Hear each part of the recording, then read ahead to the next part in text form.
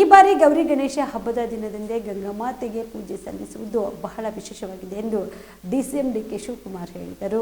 ಬೆಂಗಳೂರಿನ ಕಾಂಗ್ರೆಸ್ ಕಚೇರಿಯ ಭಾರತ್ ಜೋಡೋ ಭವನದ ಬಳಿ ಮಾಧ್ಯಮಗಳ ಜೊತೆ ಮಾತನಾಡಿದ ಅವರು, ಎತ್ತಿನಹೊಳೆ ಯೋಜನೆ ಮೊದಲ ಹಂತದ ಕಾಮಗಾರಿ ನಾಳೆ ಉದ್ಘಾಟನೆಯಾಗುತ್ತಿದೆ. ಇಲ್ಲಿಂದ 24 ಟಿಎಂಸಿ ನೀರನ್ನು ಎತ್ತಿ ಬರ ಪೀಡಿತ ಪ್ರದೇಶಗಳಲ್ಲಿ ಕುಡಿಯುವ ಉದ್ದೇಶಕ್ಕೆ ಪೂರೈಸಲಾಗುತ್ತಿದೆ. ಡಿಪಿಆರ್ ಮಾಡಿದ ಎಂಜಿನಿಯರ್ಗಳಿಂದ ತಂತ್ರಜ್ಞರು, ಯೋಜನೆಗಾಗಿ ಜಮೀನು ನೀಡಿದ ರೈತರ ಎಲ್ಲರ ಪಾತ್ರ ಪ್ರಮುಖವಾಗಿದೆ ಎಂದು ತಿಳಿಸಿದರು. ಈ ಯೋಜನೆಗೆ ಬಳಸಲಾಗಿರುವ ಯಂತ್ರ, ನೀರೆತ್ತುವ ತಂತ್ರಜ್ಞಾನ ನೋಡಿದ್ರೆ ಒಂದು ವಿಸ್ಮಯ.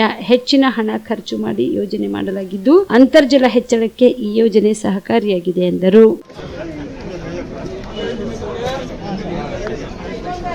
ಎತ್ತಿನಹೊಳೆ ಯೋಜನೆ ನಾಳೆ ಲೋಕಾರ್ಪಣೆ ಆಗ್ತಾ ಇದೆ. ಎಲ್ಲ ಕಟ್ಟೆಗಳ ದೊಡ್ಡ ಡ್ಯಾಮ್ಗಳಾದ್ಮೇಲೆ 24 ಟಿಎಂಸಿ ನೀರನ್ನು ಎತ್ತಿ ಈ ಒಂದು ಭಾಗಕ್ಕೆ ಬರಗಾಲದ ಪ್ರದೇಶಕ್ಕೆ ಕಳಿಸ್ತಾ ಇರೋಂಥದ್ದು ಬಹಳ ವಿಶೇಷ. ರೈತರು, ನಮ್ಮ ಇಂಜಿನಿಯರ್ಸು, ಟೆಕ್ನಿಷಿಯನ್ನು, ಡಿಪಿಆರ್ ಮಾಡಿದವರಿಂದ ಹಿಡಿದು ಕಾಂಟ್ರಾಕ್ಟ್ರಿಂದ ಹಿಡಿದು ಎಲ್ಲರೂ ಕೂಡ ಬಹಳ ದೊಡ್ಡ ಕೆಲಸವನ್ನು ಮಾಡಿದ್ದಾರೆ. ಇದು ಸುಲಭವಾದ ಕೆಲಸ ಅಲ್ಲ. ನೀವು ಅಲ್ಲಿ ನಡೀತಾ ಇರೋಂಥ, ಅಲ್ಲಿ ಫಿಕ್ಸ್ ಮಾಡಿರೋಂಥ ಮೋಟ್ರು, ಟ್ರಾನ್ಸ್ಫಾರ್ಮರ್ಗಳು, ಟನಲಲ್ಲಿ, ಅಕ್ವಿಡಿಕಲ್ಲಿ ಈ ನೀರು ಬಂದಿರೋದು ನೋಡಿದ್ರೆ ಇದು ವಿಸ್ಮಯ. ಸೊ ಇಷ್ಟೆಲ್ಲ ಖರ್ಚು ಮಾಡಿ ನಾವು ಮಾಡಿದ್ದೀವಿ. ಅಂತರ್ಜಲ ಹೆಚ್ಚಿಸ್ಬೇಕು, ಕುಡಿಯೋಕ್ಕೆ ನೀರು ಹಾಕಬೇಕು ಅಂತೇಳಿ. ಕೆಲವೆಲ್ಲ ನೀರು ತೆಗೆದಕ್ಕೆ ಸಾಧ್ಯನೇ ಇಲ್ಲ, ಮೀಸೆ ಬಳಸ್ಕೊಬಿಡ್ತೀನಿ, ಇದು ಮಾಡ್ತೀನಿ ಅಂತ ಕೆಲವೆಲ್ಲ ಮಾತಾಡ್ತಿದ್ರು. ಅದಕ್ಕೆಲ್ಲ ನಾನು ಈ ಸತಿ ಮಂತ್ರಿ ಆದಮೇಲೆ ಚಾಲೆಂಜಾಗಿ ಜವಾಬ್ದಾರಿ ತೆಗೆದುಕೊಂಡು ಇದನ್ನು ನೀರನ್ನು ಹೊರಗಡೆ ತಂದಿದ್ದೀವಿ. ಈಗ ವಾಣಿವಿಲಾಸವರೆಗೂ ಹೋಗ್ತಾ ಇದೆ. ಕೆಲವು ಫಾರೆಸ್ಟಲ್ಲಿ ಇನ್ನು ಸ್ವಲ್ಪ ಕೆಲಸ ಇದೆ. ಅದಾದ ತಕ್ಷಣ ತುಮಕೂರವರೆಗೂ ನೀರು ಬರಲಿಕ್ಕೆ ಈ ವರ್ಷದೊಳಗೆ ನಾವು ಮಾಡ್ತೀವಿ.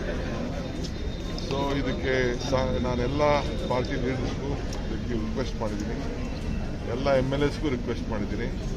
ಹಬ್ಬ ವರ್ಷ ಬರ್ತಾ ಇರ್ತದೆ. ಆದರೆ ಈ ಹಬ್ಬ ಇದೆಯಲ್ಲ, ನಾಳೆ ನಡೆಯುವಂಥ ಹಬ್ಬ, ಈ ಗೌರಿ ಹಬ್ಬದ ದಿನ ಗಂಗೆ ಪೂಜೆ ಮಾಡೋದ್ರಿಂದ ಇದು ಭಾಳ ವಿಶೇಷವಾದಂಥ ಒಂದು ಪರಿಸ್ಥಿತಿ. ಎಲ್ಲರೂ ಕೂಡ ನಾನೆಲ್ಲ ನಾಯಕರುಗಳಿಗೆ, ರೈತರ ಮುಖಂಡರುಗಳಿಗೆ ಈ ಒಂದು ದೃಶ್ಯವನ್ನು ತಾವು ತಪ್ಪಿಸ್ಕೊಳ್ಬಾರ್ದು ಅಂಥೇಳಿ ಎಲ್ಲರಿಗೂ ಕೂಡ ನಾನು ಈ ಸಂದರ್ಭದಲ್ಲಿ ಮನವಿ ಮಾಡ್ಕೊಳ್ತೇನೆ.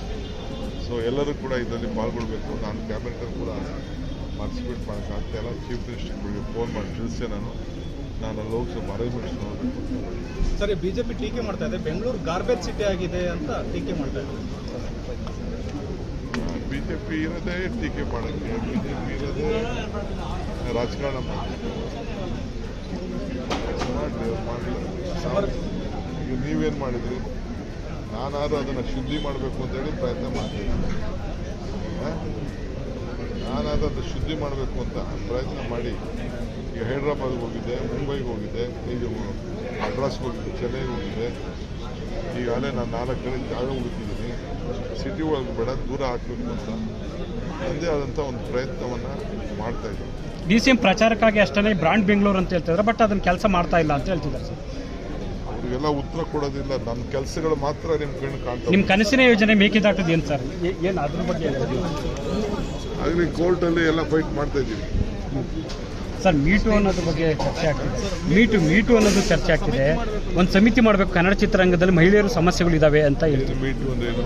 ಅದೇ ಮಹಿಳೆಯರ ಮೇಲೆ ದೌರ್ಜನ್ಯಗಳಾಗ್ತಾ ಇದ್ದಾವೆ ಚಿತ್ರರಂಗದಲ್ಲಿ. ಕೇರಳದಲ್ಲಿ ಒಂದು ಕಮಿಟಿ ಆಗಿದೆ sir.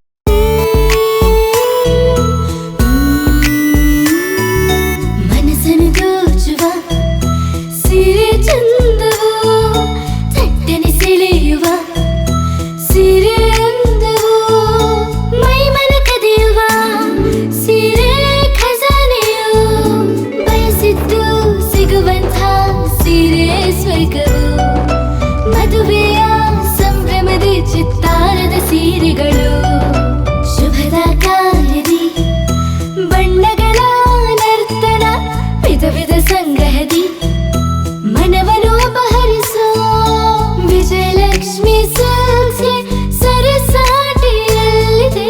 Vijayalakshmi silks, Vijayalakshmi silks.